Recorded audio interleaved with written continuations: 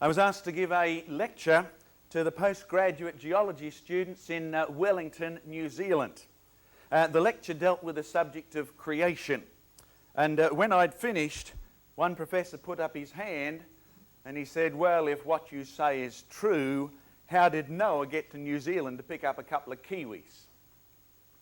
Now, I could tell by the look on his face that he didn't want an answer. So I thought, well, what do I say to the gentleman? So I said, "Sir, if you'd have really read Noah's story, you wouldn't have asked me such a silly question."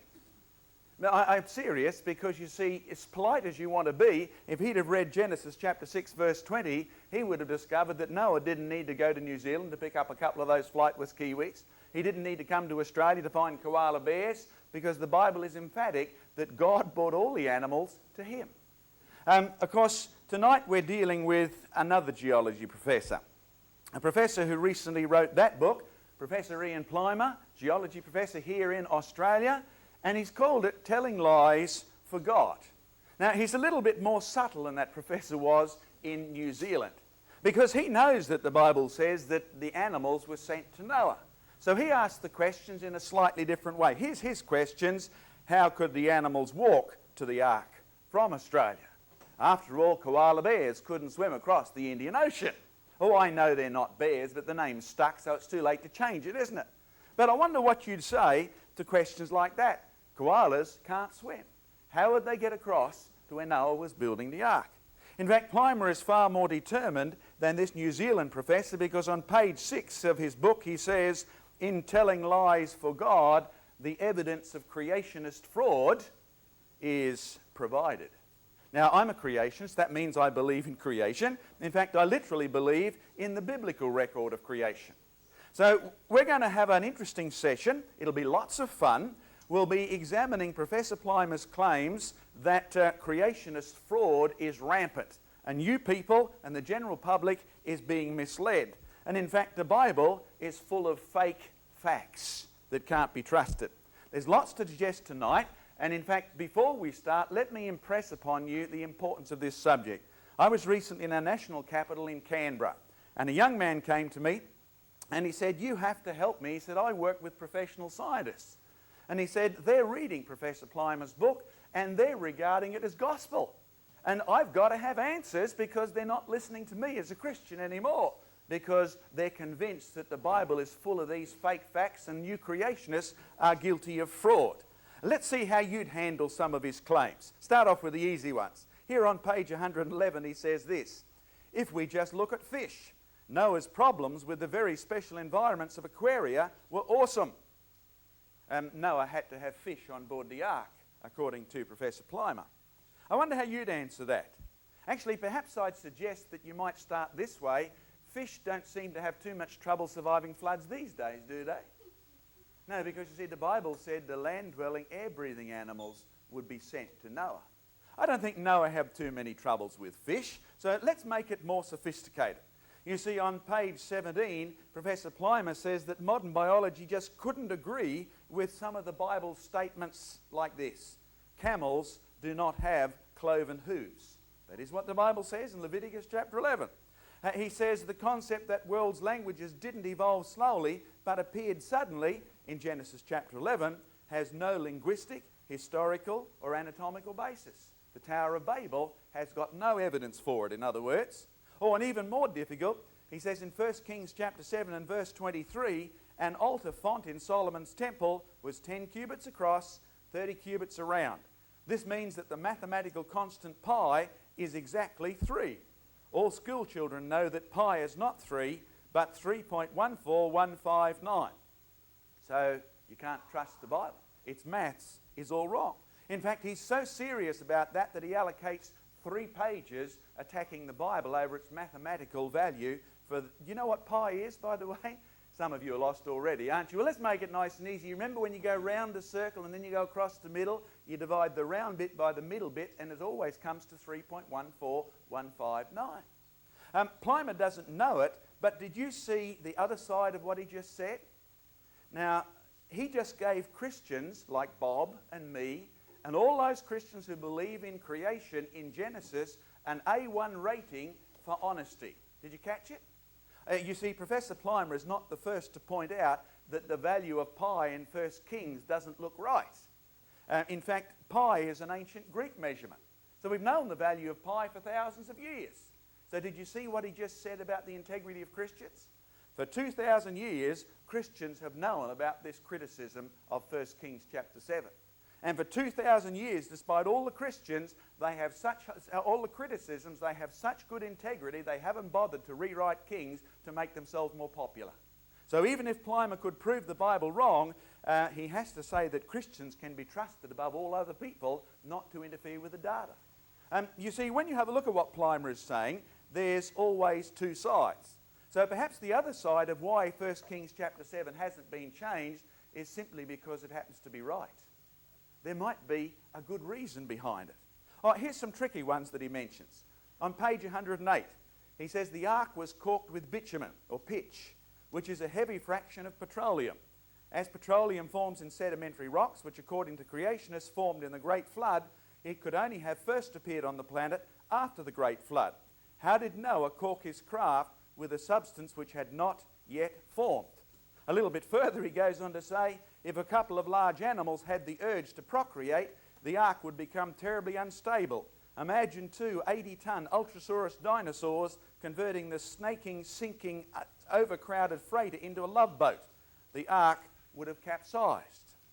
In fact, so disgusted is Plimer with the biblical story of creation that he says any really omnipotent God would have created evolution and would not have needed to resort to facile, illogical, scientifically incorrect creationism. By the way, that's a good point to remind you, if you want to get a copy, read the introduction and the preface and see who they're by.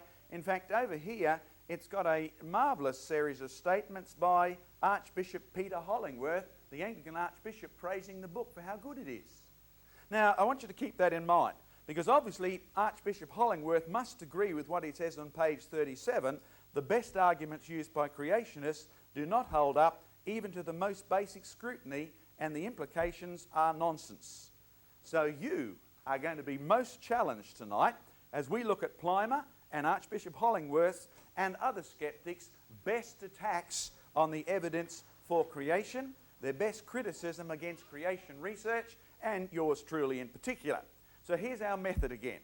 We're going to talk to start with, give you some blurb comments on what he says. Then we're going to move over to slides. It's going to be a mixture of everything from funny right through to serious. You'll notice on the slides when we refer to his book that we give you the reference, so you don't need to take my word for it. You can actually go and look it up for yourself. Then when we finish the slides, we're going to round it off, and then it'll be over to you for any questions. So let's start with a devastating comment as we get back into track again. Here's one from page 12. In today's world of science and technology, there is not one item in use that is derived from scientific research undertaken by creationists.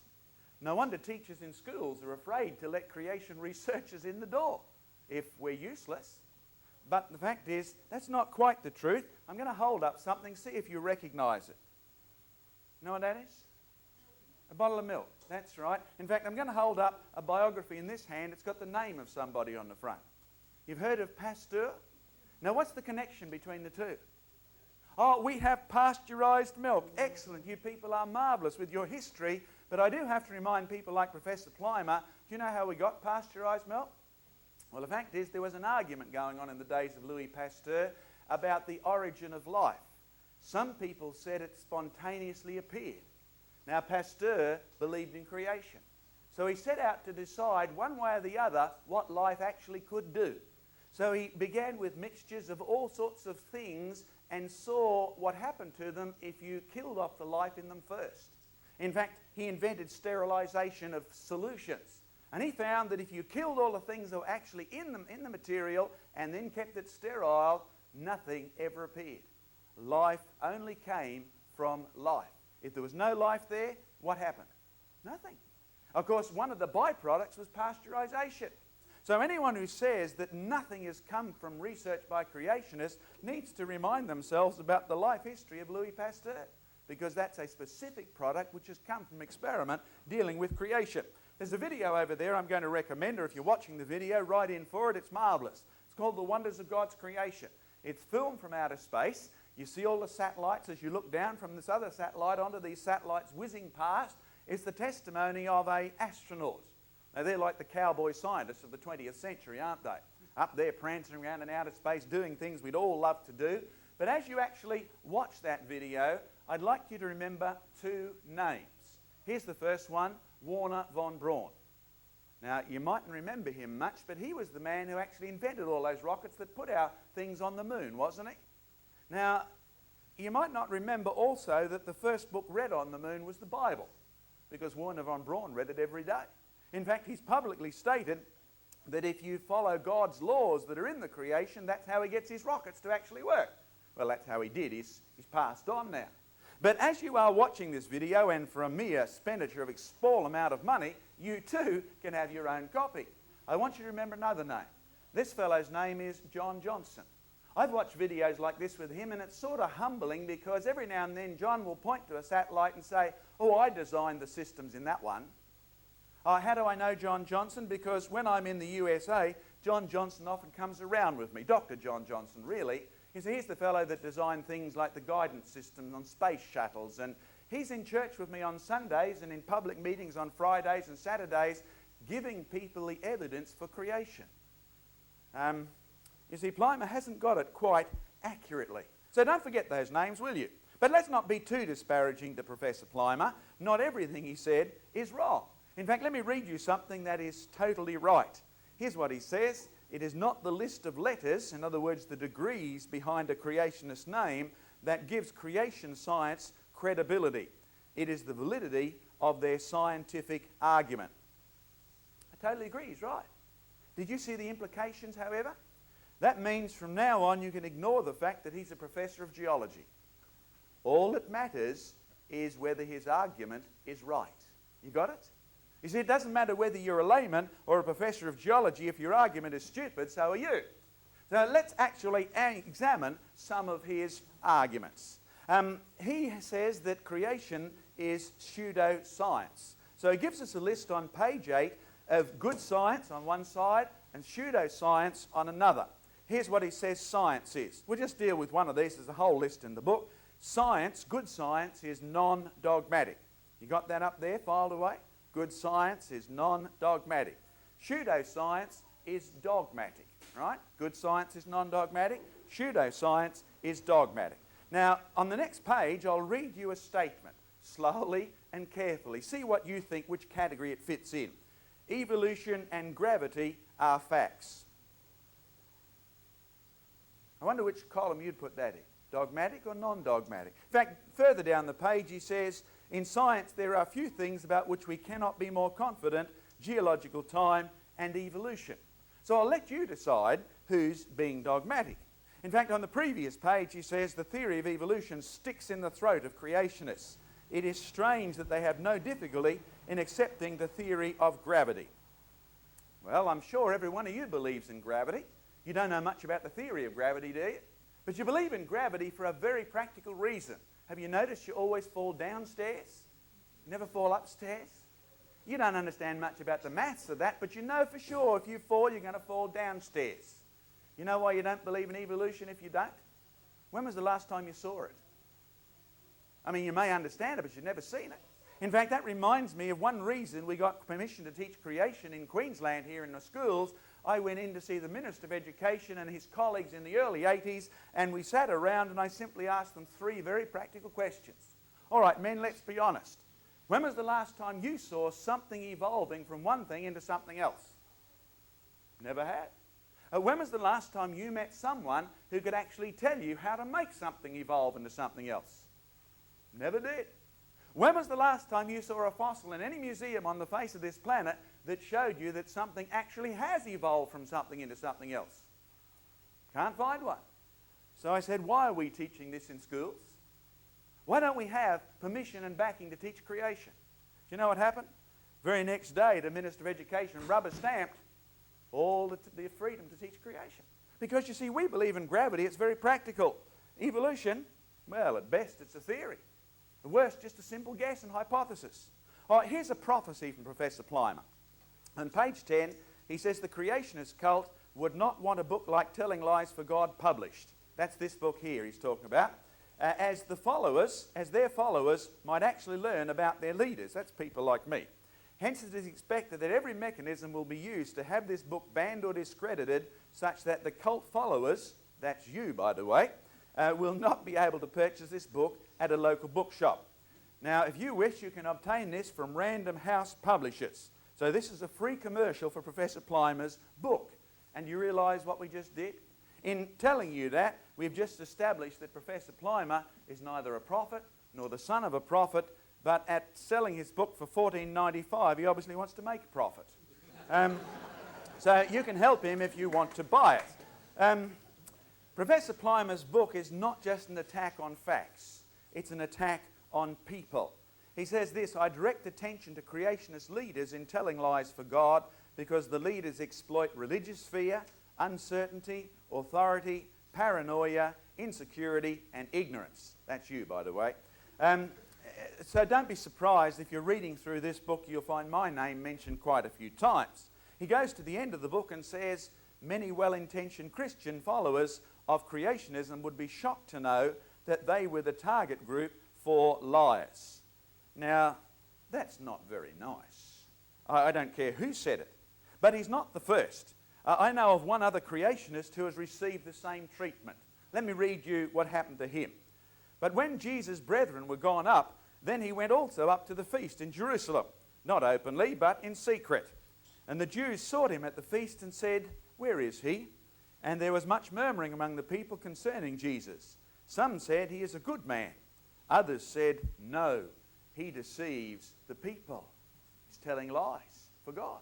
Interesting who's been criticised like this, isn't it?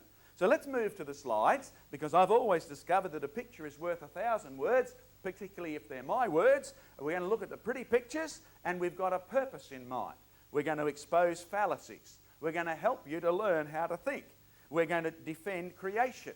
Remember that we've deliberately done this. We put the references up in the corner so you can see it. In fact, the program is like a new brand of breakfast cereal. We can call it like a mixture of, you know, the nice light ones and the heavy oat cereals. We'll call it light and heavy. It's going to be a mixture of fun and facts, the simple and the serious. One of the most interesting aspects of books like Professor Plimer's is that creationists have often been criticised for getting all their references in scientific research wrong. Now, on page 115, Professor Plimer tells us that Noah had to have whales on board the ark. In fact, he says the Bible is very clear, because in Genesis chapter 4, verse 7, it was a case of all aboard without exception. Now, it does pay to check up on his references. You see, Genesis 4, verse 7 has nothing to do with whales. It says, sin lies at your door and it desires you. Well, I have to warn Professor Plimer that that really is his problem. On page 20, he says that the New Testament teaches that the world was flat. And he references Matthew 6:13 and says, quote, this is when Satan took Jesus to the top of a mountain. Well, you can look up Matthew 6:13, and it says, lead us not into temptation, but deliver us from evil. Which, of course, is most appropriate. And anyone who's got a science degree who can't even read the English of a Bible, I wonder how seriously you want to take their criticisms of other people. You see, he's not alone. There's books like this that have been written on the fallacies of creationism by Professor Willard Young. Look how highly it's recommended. I mean, there's a professor there, Professor Isaac Asimov, a very famous professor, who says that Young strikes out vigorously against these pernicious creationist follies. Now, creationist follies are not a dancing group. That's a series of mistakes and errors that creationists have made. So let's look up Professor Willard Young's book. And he says, what, however, became of trilobites, ammonites, dinosaurs? Did Moses fail to obey God's command to take 2 of every kind onto the ark? Moses? No wonder the dinosaurs are extinct. You see, there's no way Moses could have fitted 2 dinosaurs into the Ark of the Covenant. Oh, he's got the wrong ark. He meant the Ark of Noah. You see, the trouble is I've found that half of these anti-creationists get their knowledge of the Bible not from the Bible. I mean, this guy must have got his knowledge of the ark by watching Indiana Jones and the Ark of the Lost Raiders. That's the ark he's talking about. If you really do want to know what happened to the dinosaurs, can I recommend you have a look at our video, Jehovah's Park, The Monsters God Made? Oh, you saw Jurassic Park? That was amateur stuff. Get the real decent stuff. Or why did we call it The Monsters God Made? The reason is simple. You see, there's the man who invented the word dinosaur, Richard Owen, founding director of the British Museum, the world's leading geologist in his day. It was to him the bones were brought. And he invented the word dinosaur in 1841. And to his dying day, he argued with Charles Darwin that these creatures and all the other creatures were made by God. He was a creationist, you see. He believed that dinosaurs were the monsters God made. You're worried about Professor Plimer's comment that two 80-ton creatures like this couldn't fit on board the ark? Well, there's no reason Noah had to take big ones. You see, there's one of the casts of the eggs I take around to show the students in school, because all those big dinosaurs started off ever so tiny. So when you have a look at baby dinosaurs, you think of Noah and the ark. Coming up into the ark, of course, was not horrendous monsters. Two little plesiosaurs. No, they didn't come on the ark, they stayed in the water. Two little brontosaurs. Well, we're supposed to call them apatosaurs now. About 10 centimetres long. Two little tyrannosaurs, 5 centimetres tall. In fact, Noah could have fitted two of every dinosaur in his pockets if he wanted to. There's always another side, you see, when people start criticising the Bible. Here's something else he said. On page 118, the animals could not have travelled to the ark from Australia. There's too much water in between. I wonder what we say to this. Well, let's get a bit of knowledge about the story of the flood first. The Bible is emphatic that by the time of Noah, the world had become so wicked, sin had become so pronounced, that God was going to destroy the world with a flood. And everything that was in it, in the earth, was going to die. It tells Noah that he was to build a boat. It was to be 300 cubits long, 50 cubits wide and 30 cubits high. Now, cubits aren't exactly the in measurement at the moment, so there's a reminder of what a cubit is. It's roughly the distance from your elbow to the fingertip. So the bigger you are, the bigger your cubit. Some of you have got mighty tiny cubits. But the average cubit was about half a metre or just a little less. Using those measurements, the ark, the smallest version of the ark, because there were several cubits, the smallest version of the ark would have been about the same size as an aircraft carrier in World War II.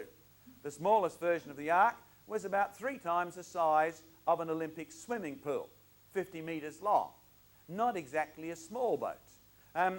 Some of you have read measurements that the ark could have held 600 railway carriages full of space. Well, there's a railway yard, start counting. No, don't bother. The fact is there's not even 60.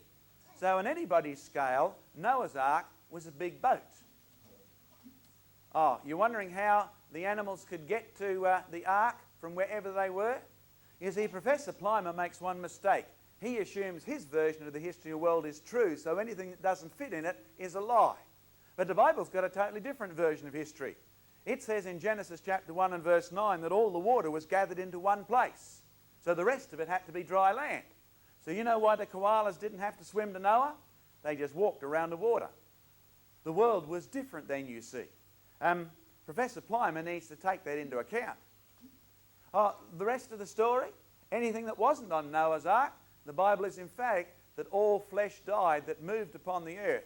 The fowl, the cattle, the beast, every creeping thing that crept on the earth, and every man that wasn't on board the boat.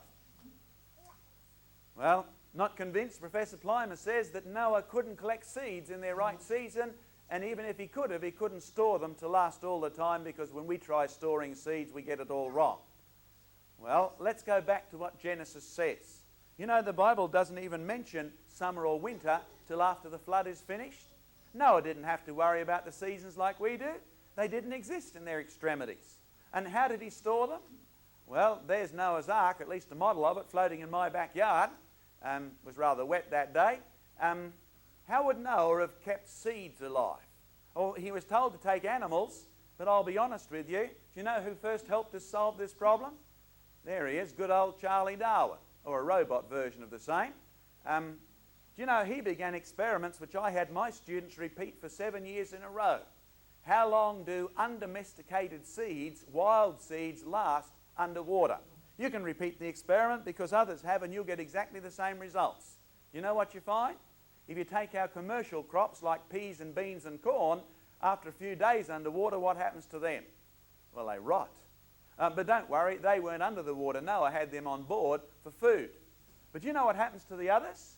Well, did you notice in this last drought we had that as soon as the dams dried out, the bottoms of the dams started to sprout grass? It wasn't because the birds came and buried the seeds immediately the ground got dry. Those seeds had been there simply waiting. Some of them had been there for years. My students repeated the experiments on submersion for 7 years and we got the same results. Most undomesticated seeds will survive virtually any length of submersion underwater. You see, they seal off after a few days of being totally waterlogged. And then they just wait till it dries out. Oh, the Bible goes on to say the ark rested in the 7th month on the 17th day of the month upon the mountains of Ararat. Well, it's a pretty picture. The story of the rainbow, exciting finish to a year and a bit of water being on the earth. So Plimer's problem on page 125 is this has got to be a crazy story because which of Noah's sons took AIDS on board? Who took Kuru on board? You've never heard of Kuru? Be grateful. It's a nasty disease. You only get it by eating other people's brains. You've got to be a cannibal. So which of Noah's sons was a cannibal? You see, Professor Plimer fails to take into consideration that the Bible's version of history is not an evolutionary run from goo and mud up to you. The Bible's version of history is from man created perfect and then sin producing devastation on the way down, and diseases come because man breaks down, your immunity system breaks down, our relationship with bacteria in our mouth breaks down, so we end up with ulcers and things are on the way down. Noah's sons didn't need to take AIDS or Kuru on board. They probably even weren't around then. The relationship was going to break down much later. Oh, the flood must be untrue because Egyptians didn't notice they were destroyed in Noah's flood. How would you answer that? It's very simple, really. You see, if you examine what the Bible has to say, it says that Adam was created. Then there was about 1600 to 1700 years up to the time of Noah and the flood. Then there was several centuries to the Tower of Babel that Nimrod built. And some 300 or 400 years after Babel, or after the flood rather, you've got the nations being founded in a big way like Egypt. So do you know why Egypt didn't record they were destroyed by the flood? The flood had been over and done with hundreds of years before Egypt even came on the scene. Simple, isn't it? And so while we're talking about Egypt, let's have a look at the paintings that the Egyptians made. There's an Egyptian catching birds. Oh, he's doing it with a stick, a curved stick in his arm there. You see it on the right-hand side of the picture? Now, you've got other people who use curved sticks to catch animals. Let me take you to another country where they're very good at it. There's a curved stick. Can you see it there? Now, what do you call that curved stick? A boomerang. Good. Excellent. Now, which country do you think we're in? Australia. Well, let's fill you in the top half of the picture just to prove the point, and I'm sorry, you're not in Australia. Oh, we did the first picture in black and white because it tricks people much better. You see, we're here in the middle of the USA over near the Grand Canyon because up until the cowboys gave them 6 guns, the Indians there used boomerangs. In fact, they got them from the same place the Aborigines did and the Egyptians did. They bought them from the Tower of Babel. They weren't invented by Australia's Aborigines. Oh, Babel's confusion. The sudden appearance of the world's languages has got no basis. Well, let's see if such a claim is true. There's Reverend Dr. Alan Hall on the right-hand side. There's our friend Billy Sandy of the Moonanjali tribe. Now, Alan is an Aboriginal linguist. He translates the Bible into Aboriginal languages. Of course, Billy's tribe, which lives in the southern part of Queensland, say that their ancestors were created. They've got a story about a man being created out of red soil. Sounds pretty similar to Genesis. But Alan has worked with the Aborigines in North Queensland. So don't be surprised if you go to North Queensland and see paintings like this, because the tribe that lives nearby were not troubled when Captain Cook landed on the North Queensland coast a bit over 200 years ago, and they didn't understand a word that he said. You see, they already had a story that began this way. Once all men spoke the same language. Actually, you can find almost those exact words in Genesis chapter 11, because that's the start of the story of the Tower of Babel. You see, the evidence that Babel is true, you wouldn't expect to find it where Professor Plimer is looking. He's looking in the rocks and the fossils. You'd expect to find it in the history of people's own language, and that's where it is. Oh, he also says that you mention the Tower of Babel, and this is denigrating to the different races. Well, we've had our best response to some of our race research from people who aren't Europeans. Or he goes on to say that creationists always appeal for dollars, but their race research never appears. Well, can I encourage you, before you leave here tonight, or if you're watching the video, order this one. What's that video called there? Can you read it? The Origin of the Races. We went around the world using our supporters' money, I don't apologise for that, and interviewed the races to get their stories.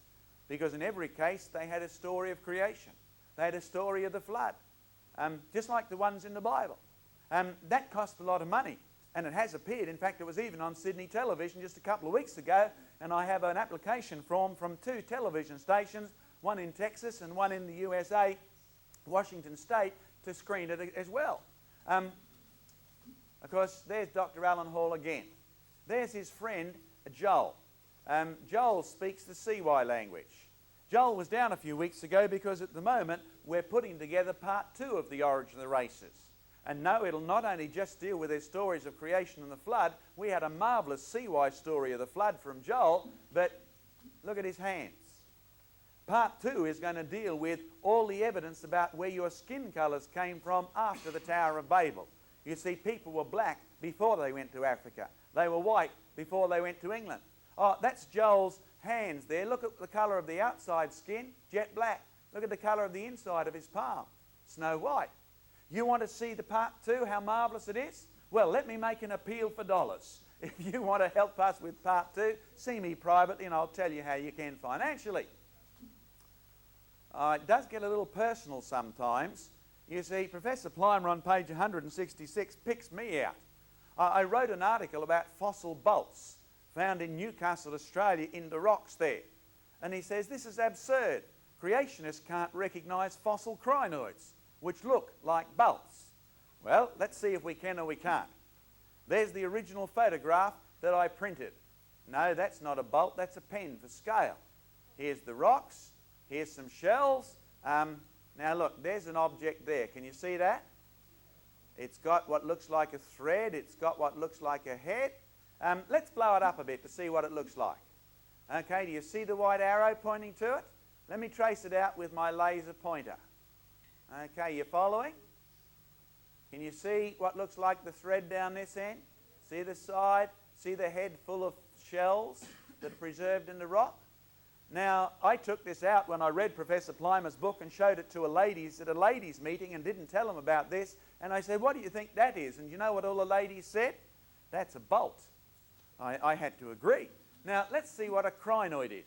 No, they're not crinoids. That's our 2 Canadian reps on a field trip. You see, you don't have to be old and wise to come on a field trip. Look at the youngest one who's there. That's Keith and Lou Gard. They look after our ministry in Canada, and we're out on a field trip actually looking for crinoids. There's one there. Can you see it? Oh, it just looks like a stringy bit of worm. Perhaps we better take you closer to these once they're excavated out of the rocks and put on display. You get close up, can you see what looks like threads? It's true, but look at the head of a crinoid. It's got all sorts of tentacles. Can you see now the difference between a crinoid and a bolt? If you can't, let me put them side by side for you. Okay, now, they do look a little different, you'll agree. So let me take you back to look at a bolt. Now, there's the bolt there. See? Look at that. Look at the head. No tentacles. In fact, I was really hoping when we blew it up, we'd not only see the details of the thread, we would see the manufacturer's name and address on the head of the bolt. But it didn't prove to be that. But I'll let you decide who's found a fossil bolt or who doesn't recognise fossil crinoids. Oh, on page 55, he says that if creationist evidence is so good, why do they never refer to the most abundant fossils, invertebrates? Now, invertebrates are creatures which don't have any backbones, and that's not a reference to your most hated politicians. This is a reference to creatures that we found on field trips like this. See all the university students that I took out on a field trip one day? Let's introduce you to one. There's Dave Kovac on the right-hand side.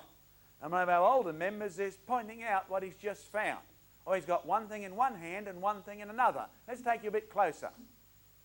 There's what he's got in this hand. That's a fossil snail. But Dave's a very astute observer. He happened to notice at the same time as he was digging up his fossil snail that a living one crawled over the top. As you can see, this rock here is supposed to be nearly 400 million years old. Look how much snails have evolved in 400 million years. I don't believe in all those 400 million years, but this is one time I love to use it against evolutionists. Because if they really believe in the age of these rocks, can you see how much snails have changed in all that time? There's another way of saying it. If that's all that snails have evolved in 400 million years, let's face it, they're stuck in a rut. They're not going to change. In fact, the evidence that you're looking at is the evidence that snails have produced their own kind, like God said in Genesis, and the older you make the rocks, the harder the evidence becomes to ignore. You see, I've made it my habit to collect invertebrates, going from old fossil pectins, you know, the shell sign on the shell shop, right up to recent ones. Look how much they've evolved, and I've got one from virtually every layer that pectins are found in. And pectin shells always look like pectin shells. Oh, aren't they pretty? Boy, I have a great collection of these. They're marvellous things. No wonder Shell uses them on their site. Oh, they did used to be used as a sign of Christianity. They're on the old hymn books as well. That's an invertebrate. You brave enough to pick those up, ladies? Let me show you a dead invertebrate. See if you can recognise it. Well, that's not hard, is it? I mean, look at it again. See how much that these creatures, like the lobsters, have changed in all the hundreds of millions of years they're supposed to have been here? They haven't changed at all, have they?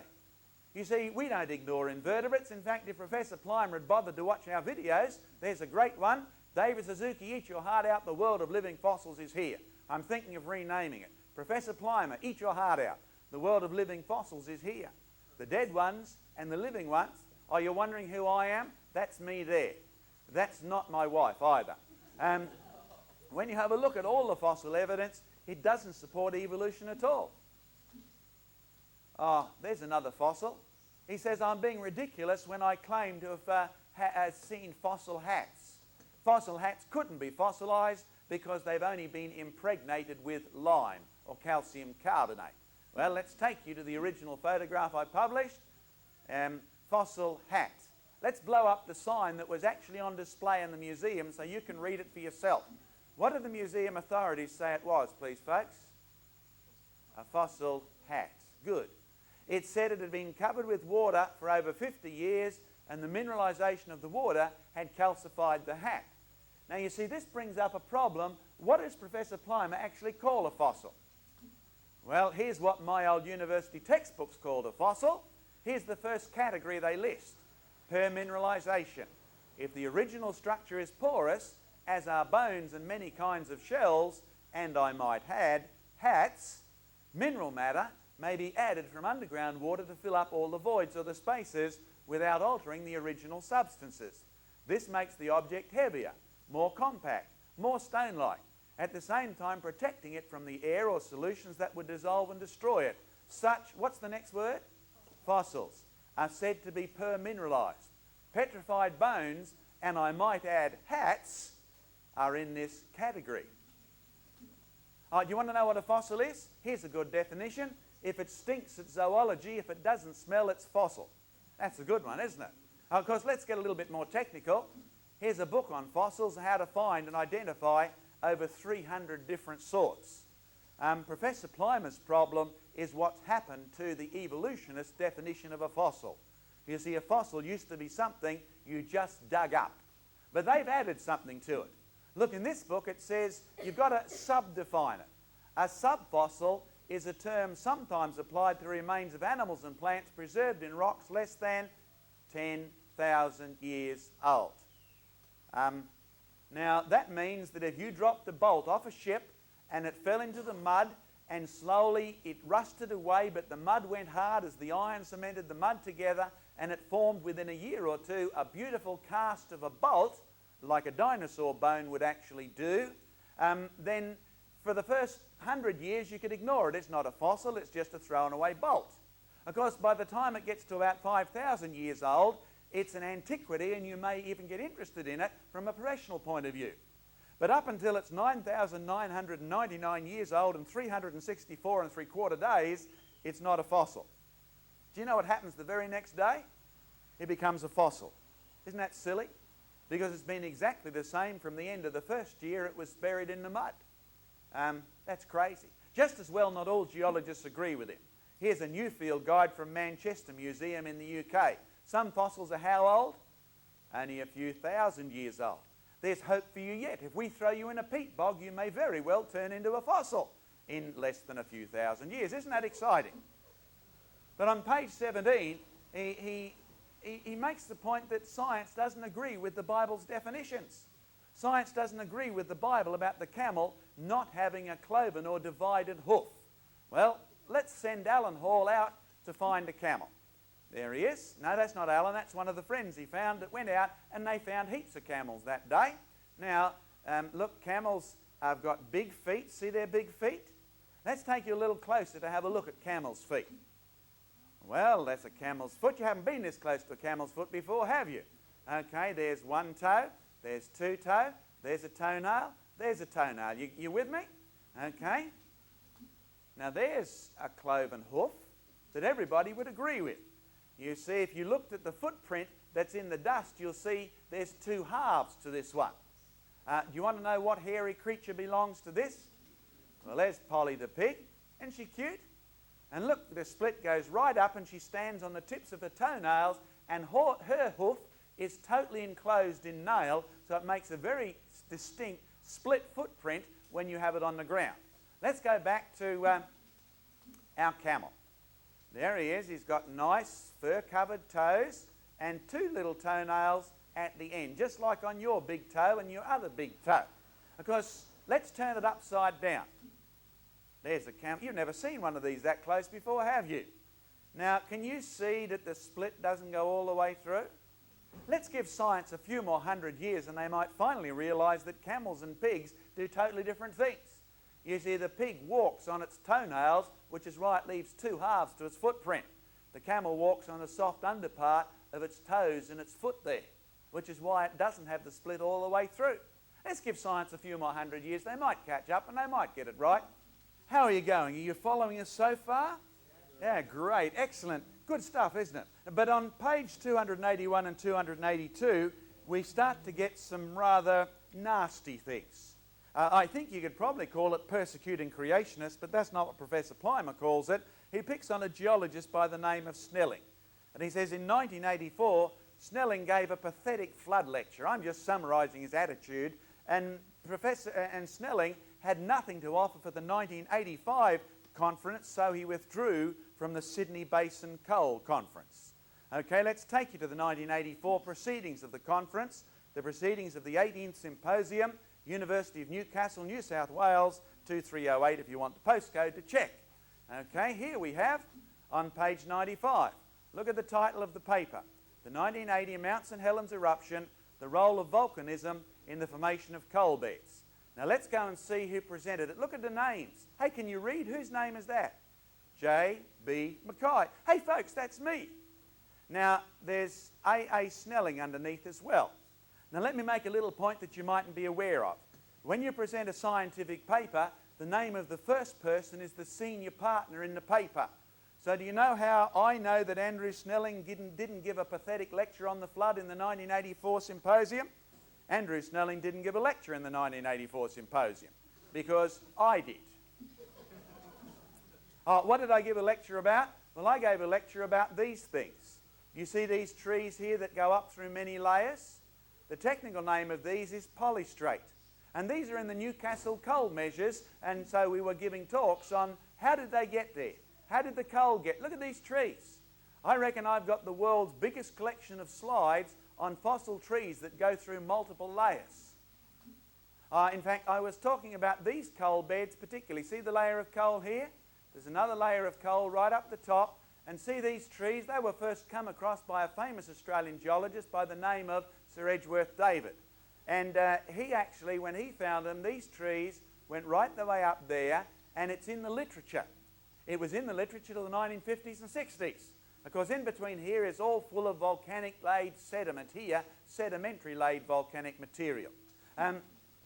I gave a lecture on trees like this. See, there's one tree stump sitting right on top of another tree stump. When was the last time you saw trees apart from strangular figs doing that?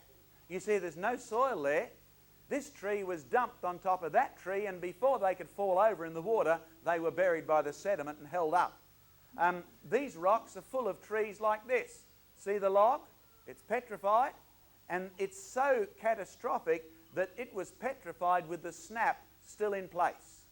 This tree was smashed somewhere else, washed into the Newcastle coal measures, buried before it rotted, and it's there for you and I to look at. The theory of the evolutionists is usually that coal forms slowly in a swamp. Well, that tree was smashed rather rapidly. It was buried rapidly because the snap is still preserved. That's what I gave a lecture about. But he kept on going and saying, in 1984, Snelling gave a pathetic flood lecture. Well, he didn't. I gave a lecture, and it wasn't about the flood. It was about how did coal get there catastrophically.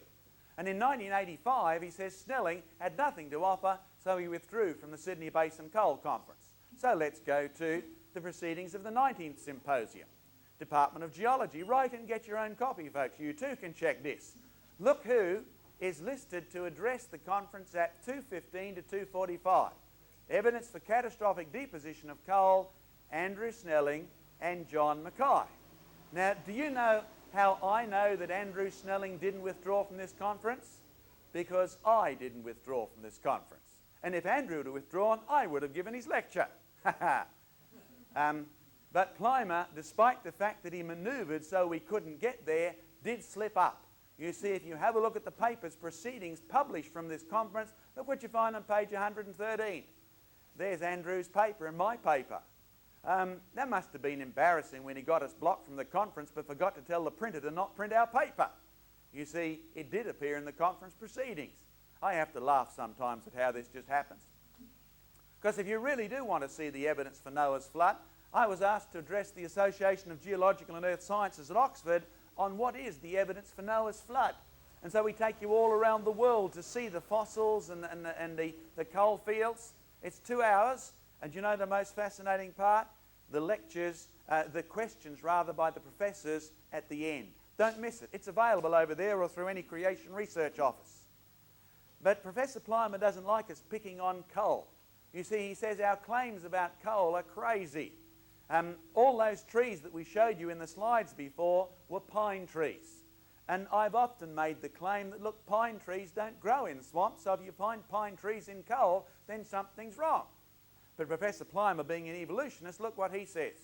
Finding pine trees in coal only means pine trees once grew in swamp hundreds of millions of years ago. They've changed, you see. Well, let's pick coal that even he admits isn't hundreds of millions of years old.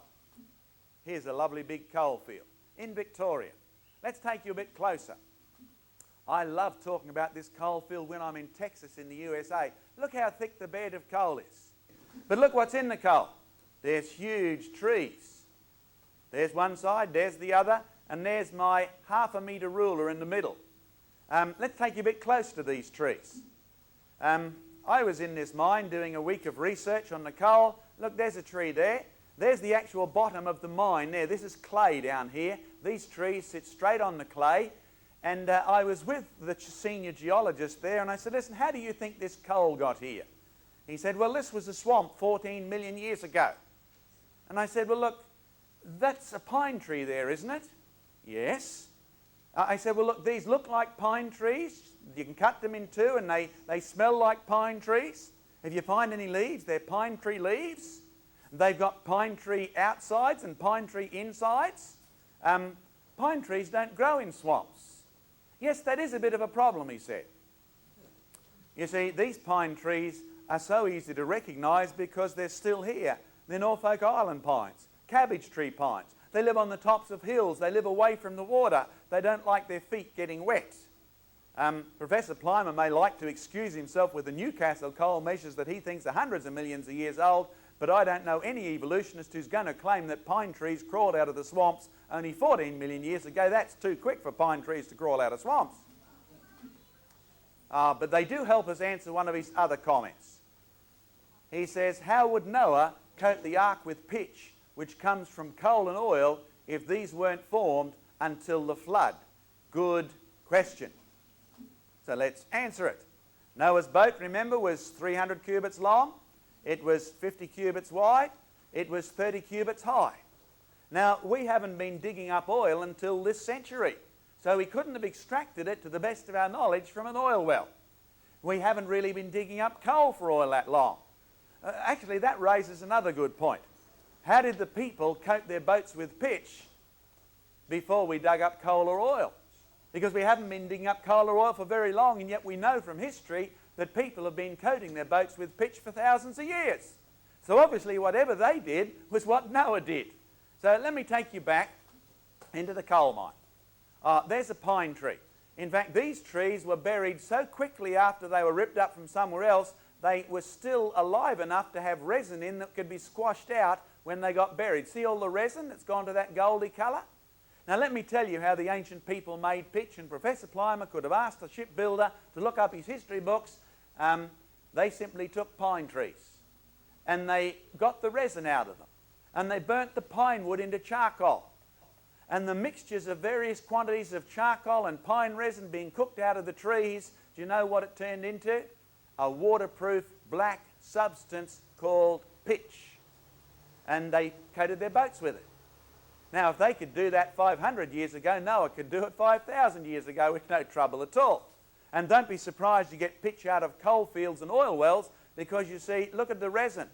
What did I say these trees were? Pine trees.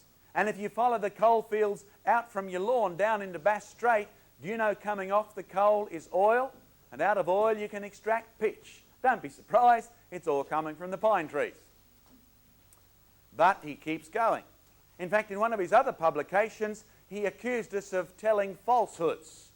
Back in the Australian Geologist, he said their claims that fossil trees go through coal layers are fabricated and asinine. Now, if you don't know what asinine means, it's not very nice. Look it up in a dictionary, but it's rather impolite. Well, let's go back to those coal seams we gave a lecture on for the 1984 Newcastle Coal Conference. There's the top one. See it there? There's my friend Jeff Smith. Now, he's not exactly Australia's version of David Attenborough, but he helps run our creation research work in Sydney. Now, he's out digging, and look, he's on the top of the coal seam there. There's the coal seam, comes around here, and he's dug up something. Let's look what it is a bit closer. Amazing. It's a tree. Okay, let's go down the side of the coal face and see where it goes to. Isn't Jeff handsome, cute, obviously intelligent? And look, the first part we saw was here. So I said to Jeff, I'll supervise and you dig. Now, he's a very good friend, so he dug and I supervised. And look, that's about 1/2 metre long, our digger there. And we went down and down and down and down. And look, there's the bottom layer of coal. This is tree all the way from the bottom coal seam right up to the top. And I see these black things here. What do you think that might be? Little streams of coal, little seams of coal. The tree goes from the big coal seam up and up and up and up, at least 10 metres to the top coal seam. It was catastrophically buried. Look at the turbulence in the layers. This tree had neither branches nor roots that we could find. It was dumped, it was cooked, it was buried real fast. Otherwise, you see, it would have rotted before it got buried, and it's still standing up, so it didn't rot. Now there's me. Look at the latest geologist fashion. No, we don't go in for Christian Dior. But I'm standing where the tree is. It's good exercise. Follow the coal seam all the way around and see what we get. Aha, there's another gap. Can you see this little thing there? Let's blow the picture up and see what it is. Look at that. A tree. Now look where the coal seam is, folks. Coming along here. Coming along there. What does the tree do? Goes up into the coal seam. No, I didn't make it up. I can take you and show you these if you want to come on our field trip. So can I encourage you to go on our mailing list and come on our field trips all around the world with us? Far better to see this for yourself than just have me talk to you about it. Here's one of my friends standing beside a buried tree. There's a coal seam at his feet. The tree does come out of the top of the coal seam. There's another coal seam up there. There's another tree. Let me take you a bit higher. Aha. There's another coal seam, but this time which side is the tree? Underneath. Now, evolutionary geologists don't mind swamps forming with trees growing on the top, but I haven't met too many who have swamps forming with trees growing underneath. No, that tree didn't grow there. That was washed in, and so was the coaly material that eventually became the coal seam you see there. Oh, here's a field trip. We took some young people out to a coal mine. Let's see what they saw. Well, here's a fossil we found only just at the end of last year. Isn't that wonderful? That fossil was 1/2 metre or 18 inches across. And you know, every one of those kids recognised it. What do you think it is? Some kind of a fern, isn't it? In fact, it was so big, one kid said, "That's a fern tree, sir." I said, "You're right," and he hadn't even been past the end of high school. You see, I love geology because it's such a down-to-earth science. If you know, I mean, it's just so ordinary, really. It's great fun. There's one of our geologists who works with us. He's a government geologist, Bob Powell, standing beside a coal seam, and look what's coming out of the top. See the fossil tree there? Good. Let's take you, look at this fossil tree we found. Good exercise, this, digging these things out. They get to be monsters, some of these fossil trees. Here's some recently living trees. Now, if you want to decide whether these had been growing in a swamp that got slowly buried, then here's a good example. What sort of trees are they, folks? Pine trees. Okay, good. The swamps come in, they're drowning. What's happening to the pine trees? They're dying, but worse than that, the same thing would happen to you. If you stood around in a swamp waiting to see if you get slowly buried, you rot off at the ankles with fungus disease and you fall over. So the pine trees don't last long in swamps.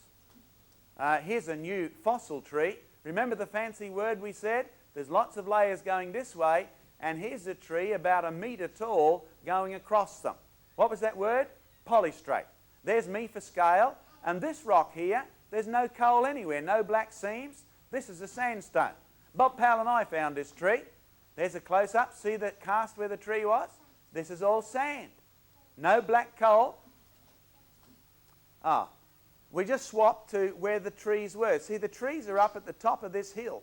Now we've come down nearly 1,000 feet or 300 metres, and we're travelling at 85 kilometres, about 50 miles an hour, along the base of the valley. Keep that in mind. What's at the base of the valley? Well, there's another field trip we ran for homeschoolers.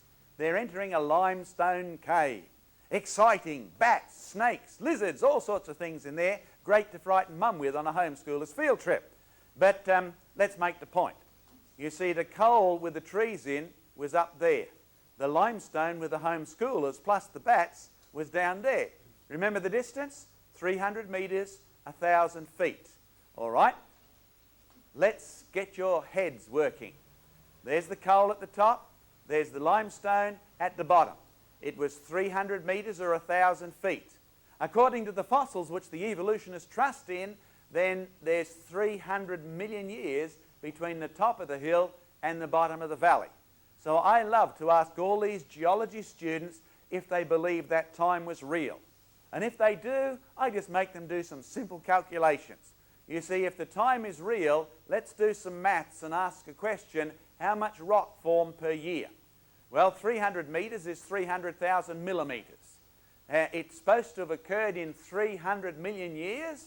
That meant that 1,000th of a millimetre formed each year. Now, a millimetre, there's about 25 of them in an inch. So 1,000th of a millimetre is about 1/25,000th of an inch. That's not much rock being formed per year, is it? Let's remind ourselves what was in it. Do you see the fossils? There's a tree that's 1 metre high. Let's see if you're really awake. If the rock was being laid down at 1,000th of a millimetre per year, how long would it take to bury a tree 1 metre tall? Well, that's easy, isn't it? Well, it's a lot of years, isn't it? Let's make it simpler for you. Okay, we'll swap back to the fern, and I'm sure you'll get the point. You see, the fern was only about 3 millimetres thick. It formed at what rate? 1,000th of a millimetre each year. That meant it would have taken at least 3,000 years to cover the fern. Do you think the fern would have lasted that long? No, the tree would have taken over 1 million years to get buried. That's crazy. And I'm not the only one saying this. Here's a book by a secular geologist who wasn't a creationist when he wrote it. He's currently dead, and I'm sure he's a creationist at the moment. But Professor Derek Ager was an evolutionist when he wrote this book. Look what he says. There are standing trees up to 10 metres or 33 feet high in the Lancashire coalfields of England. Obviously, sedimentation had to be very rapid to bury a tree in a standing position before it rotted and fell down. It's obvious to him. Is he telling the truth? Well, let's take you to Lancashire. This, by the way, is what we use your donations for, so that people can see who's telling lies. Who's got the facts? Well, let's go to Lancashire and find out. Look at the fossil tree. No, that's not the fossil tree. That's John Young. He's our English rep. There's the fossil tree there in an old abandoned coalfield, and sure enough, they were up to 10 metres tall. What's the implication? Well, even Professor Derek Ager can see that. Look what he says. If one estimates the total thickness of British coal measures as about 1,000 metres laid down in 10 million years, then assuming a constant rate of sedimentation, it would have taken 100,000 years to bury a tree. Ridiculous. I agree. In fact, his solution is to say, well, there were some floods, then no sediment laid down, so there's missing bits in the rocks. In fact, he's emphatic that if you go to the best rock record in the world, look what he says. Nowhere in the world is the record, or even part of it, anywhere near complete. Even in the Grand Canyon of the Colorado River and the adjacent sections along the Little Colorado, what's the next bit? Surely the finest record of geological history, there are huge breaks. Now, let me take you there. There's the geologic column in the Grand Canyon. Let's go to the bottom. See the river down the bottom? There's the rocks here. Then there's a break. You can see how different the rocks are on the top. The top ones are like pancakes. The bottom ones are all mushy. Well, there's one of those missing bits. Would you like to know how much technically is supposed to be missing there? 1 billion years. Now, what's 1 billion years between friends? Well, there's some more missing bits just there. There's some more missing bits there, and by the time you get to the top rocks in the layer of the Grand Canyon, there's still another 200 or 300 million years to get to the top of the Earth. But the only trouble is you're already up to the sky. Now, let me make a point very simply. If you go from the top of where the Grand Canyon is supposed to reach to, right down to the bottom rocks, you're supposed to cover some 2 billion years of Earth's history. That's a lot of years, isn't it?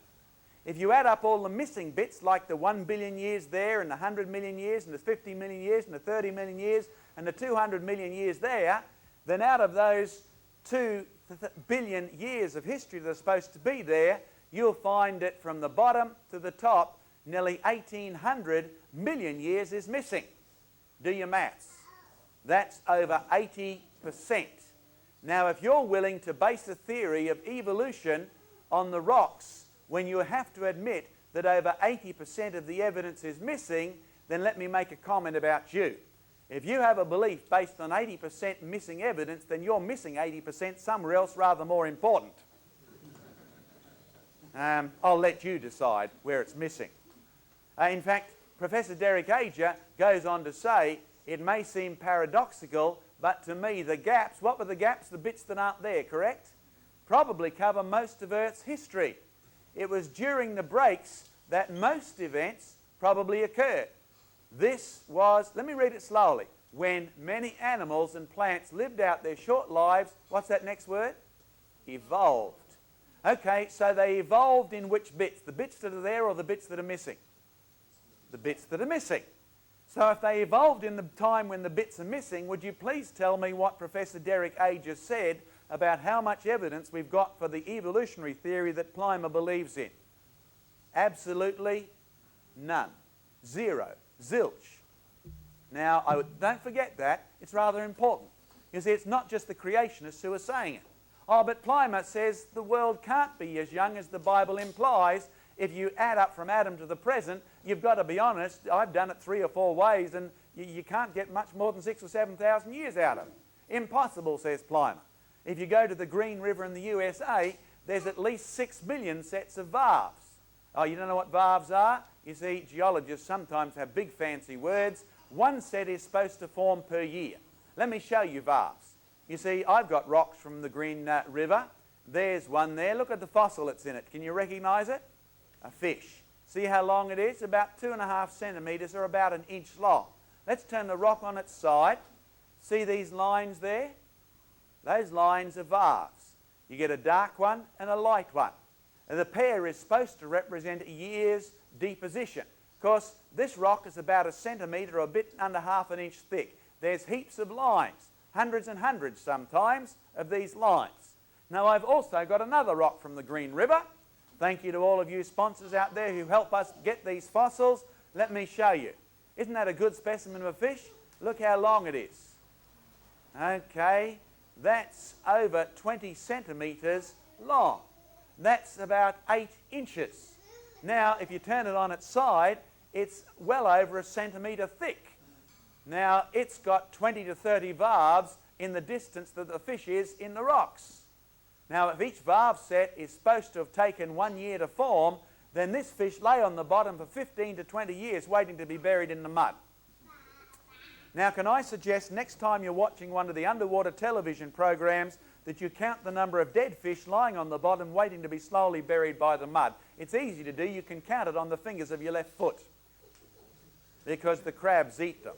The only way those fishes got so well preserved was they were buried fast, and I don't care how many valves there are in there, the fishes give you better evidence that the rock formed quickly, or they simply wouldn't be there long enough to actually be preserved, and they are. Or I get accused of slander. On page 7 he said someone wrote an anonymous claim of National Academy fraud, and these claims are ridiculous. Well, this was an advertorial that I wrote, and I'll own up. I said the National Academy of Sciences was guilty of fraud, and I'll stand by it. Let's see whose side you'd be on in a court of law. Here's what they said. The subject was human evolution. On page 23, they said the missing links that troubled Darwin and his followers are no longer missing. You got it?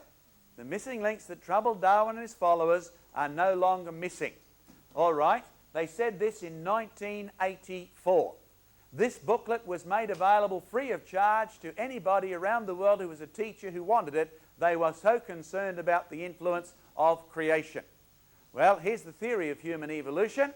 You've got monkeys moving up into more ape-like creatures which are losing their hair and looking more and more man-like until you've got Keith Murray or Premier Goss at the right-hand side there.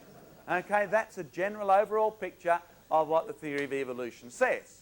Now, according to the National Academy of Sciences, in 1984, the missing links that troubled Charles Darwin were no longer missing. All right? Bones of our ancestors. What's the date of publication? Science 84. Look what it says. In all the world, there are only a few dozen. Now, did it say a few dozen skeletons? No. Did it say a few dozen skulls? No. It said a few dozen bones. Let's see if things had improved by 1993. What had happened by roughly 5 million years ago to cause Africa's tree-living apes to descend to the ground, then develop into divergent lines, modern apes and humans. And what did the progenitors look like? A century of paleontology has failed to turn up fossil bones from the critical period. So folks, in 1993, if you were looking for evidence of that point where ape-like creatures evolved in one direction and human-like creatures evolved in another, tell me how many bones National Geographic said we'd found by 1993. 100 years of digging and we'd found none. You got that? 1993? Let's go to 1994. Time magazine. Despite more than a century of digging, the fossil record remains maddeningly sparse. With so few clues, even a single bone that doesn't fit the picture can upset everything. So I'll let you decide. National Academy said in 1984 that the missing links were no longer missing. I don't think National Geographic or Time supports that statement. You can decide who's telling lies. In fact, let's go to Richard Leakey's museum in Kenya.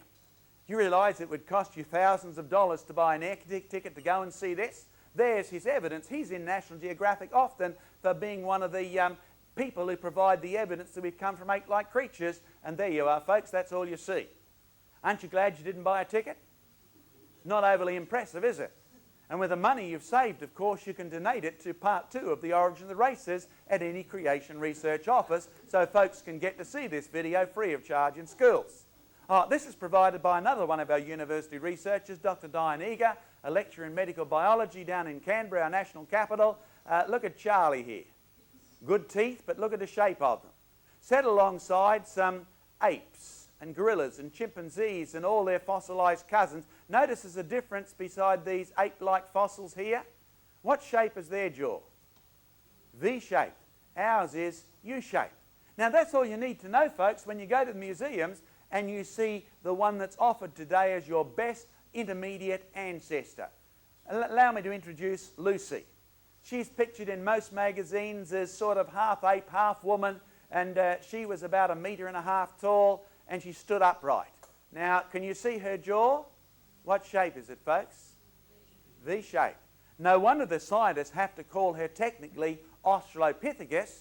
I don't care if the school teachers call her an ape woman, but I wish they'd get it right. Australopithecus, translated into English, means southern ape. Reason being, look at her jaw. It's V-shaped, not U-shaped. She's not an ape woman, she's an ape. No wonder she looks confused and perplexed. There she is in a museum. And in fact, if you want to see some fraud, have a look at this. I wouldn't tell you this unless I had a copy of it in video and tape. Nova, public broadcast, 1st to the 3rd, 94. The discoverer of fossil Lucy Johansen said that when he first found the fossil Lucy, her hip was perfectly like a chimp's. She couldn't stand upright. You see, a chimp's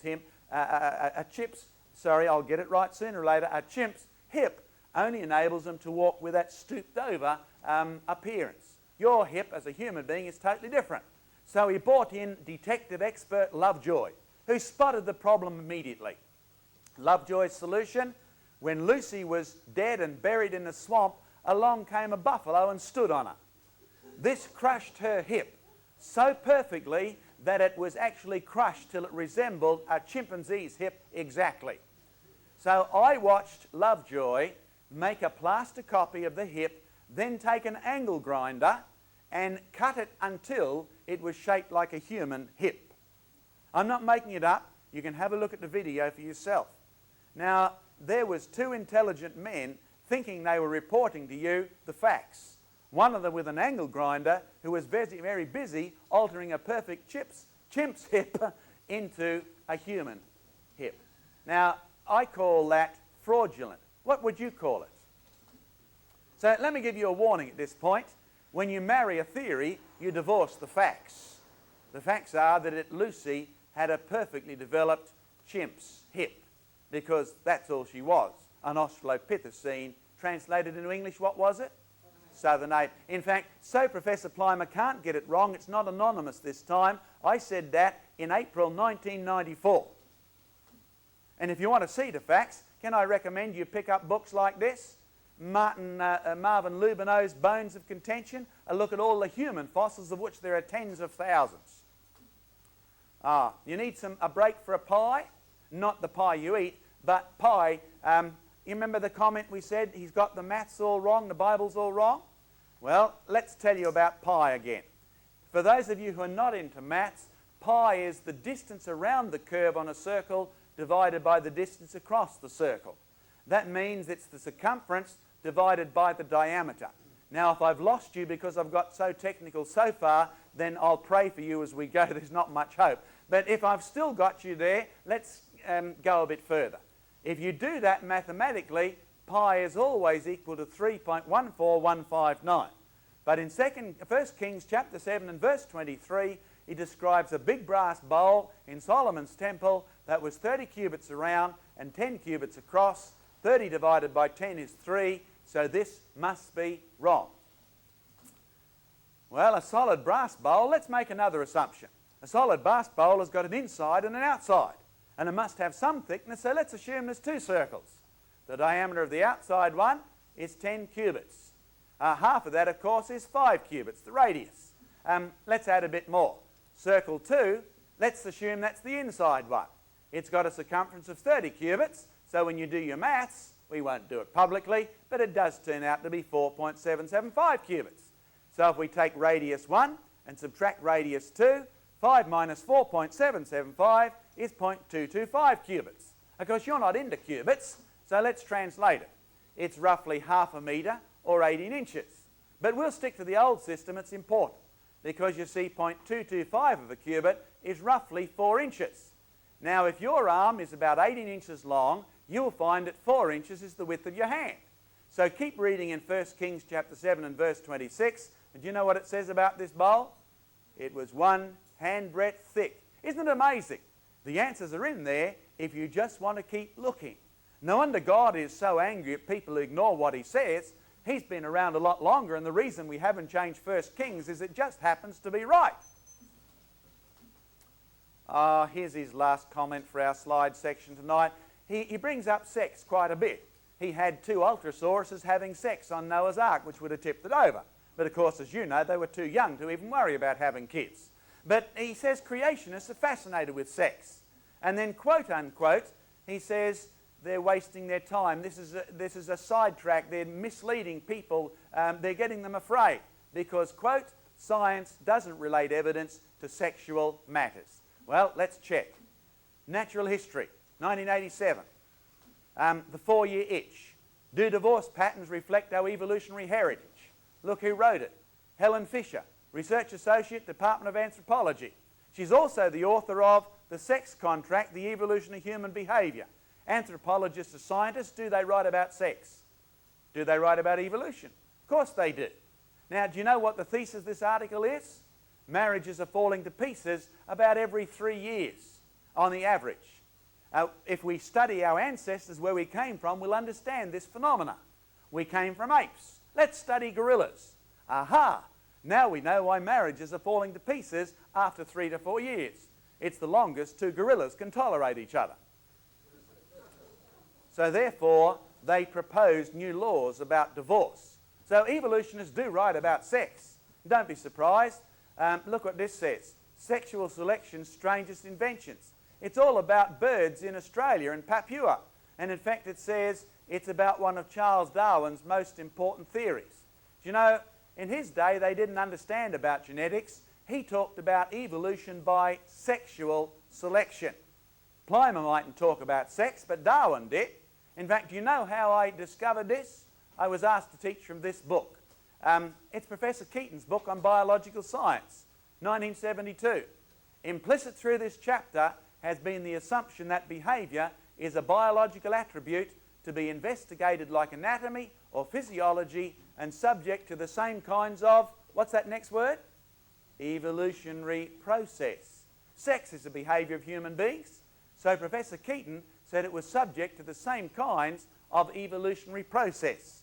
Now, I'm not surprised Professor Plimer, being a geologist who's into rocks and fossils, doesn't know much about scientists who write about sex, because I'm sure an article on fossil sex would be absolutely petrifying. But you see, today's youth have changed attitudes because of the evolution that he wants taught to them. Just look at any newspaper and you'll find that it says most men and women are willing to discuss their sexual history. 20 years ago they weren't. They were ashamed if they committed sex outside of marriage. Things have changed. You see, one of the reasons we bring up issues like sex is that Jesus said if people don't believe what Moses wrote, they won't believe me. And Moses wrote about creation. And creation includes little bits like God made Adam and Eve, not Adam and Bruce, so therefore homosexuality is out of the question. And all of God's standards for marriage and sex are built into the creation. Adam couldn't have committed adultery. There was nobody else to adult with. There was only Adam and Eve. Okay, so what's really troubling people like Plimer and all the skeptics he refers to in his book? Well, on page 277, I think you get a bit of a clue. He reports a 1993 survey done of medical students at university. Do you know what it discovered here in Australia? 27% believed Charles Darwin was wrong about species evolving. 27% thought that humans did not have any special ape-like characteristics. Because he's an evolutionist, he's a bit worried about this. This is more than a fifth of the population. And they've been teaching them evolution from kindergarten. 21% believed Eve was created from Adam's rib. Actually, you read that in the book of Genesis, don't you? A fifth of the doctors being trained to take over our medical society didn't believe in evolution. They believed what? Creation. Dear me, what a problem. In fact, he goes on to say 54% of the medical students believed that there was life after death. It's clear that school children are not being taught how to think. Now, who did I say wrote the introduction to this? Not Professor, Archbishop Hollingsworth, an Anglican Archbishop. I wonder if he's worried that 54% of children or students believe in life after death. I wonder if he thinks that's too many. I thought the Anglicans were supposed to believe in life after death. You see, he wrote the foreword. He must agree with what's said there, and Plimer doesn't like as many as 54% believing in life after death. Do you know what they're really worried about? I was in Dorrigo High School just a little while ago, had every student bar one and the freedom to teach them creation in New South Wales. I was in Concordia High School at the school's request to take all their grade 12s and teach them a course on creation, and that's continuing. I did a debate against 4 professors. We won hands down. One of the school boards in Canada has now said, come and teach our public schools creation, please. I was in Cavendish Road High School here in Queensland just last week with the grade 12s. Do you know what I was telling them? About the evidence for creation. In fact, on page 293, here's some of his closing comments. Professor Plimer says, we are only at the halfway point in the life of planet Earth. We may evolve into another species such as Homo nippon electricus, or we may become extinct. But obviously, while the students are still evolving, Professor Plimer wants control of the evolution of their minds. Let me make a prophecy. If he gets it, he's going to end up with lots of kids that need a lot more counsellors. Because the Bible says man was made in the image of God, and you're teaching them that they are the overgrown, less hairy reflections of apes. No wonder they've got a self-image problem. You want to fix that? You'll have to go back to man being created in the image of God. So, as our last point, how do you handle criticisms like those that are launched against Christians in general, creationists in particular, creation research, and John Mackay, yours truly, by name? Well, go back to that other creationist we referred to who'd copped exactly the same abuse. He was deceiving the people. What was his name again? Jesus Christ. Now, who do you think may have been numbered amongst the chief of his opponents who was going around spreading these rumours about his dishonesty? I'll name one of them for you. Paul the Apostle. Well, he wasn't yet Paul the Apostle. That was later on. Wasn't he guilty of this? I wonder if Plimer will one day be a Paul. Perhaps he'll one day be a Judas. I don't know at the moment. How do you handle such criticism? Well, can I suggest you don't take it personally, and you do exactly what Jesus Christ, who is the Creator, said that you ought to do. Bless those who curse you.